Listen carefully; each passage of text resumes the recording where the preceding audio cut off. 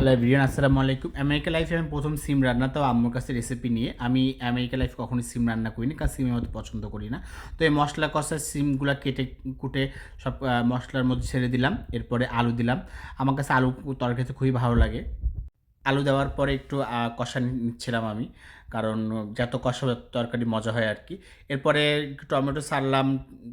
Tomato দিলে একটু tangy flavour আসবে, তো ভালোই লাগবে খেতে। সিম আলু টমেটো, আমার ঢাকার খালার কথা খুব মনে পড়ছে। খালা আমাদেরকে এত সিম আলুর তরকারি খাওয়াতো। তো দ্যাটস ওয়াই আমার অনেকদিন মনে হলো যে এটা আমি রান্না করি।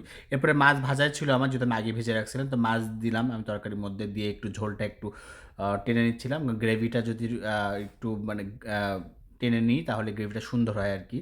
তো এই যে আমার ফাইনাল লুক ছিল আর কি। এর মধ্যে আমি আম আ ভাত ধুয়ে, চালের পানি ধুয়ে নিলাম। কারণ আপনারা জানেন যে আমি রাইস কুকারে ভাত তেমন একটা খাই না। তো আমি চেষ্টা করি ভাতগুলা মানে রান্না করে মার গালায় খেতে। এবং আমি একটু লাল চাল খাই। ঠিক আছে?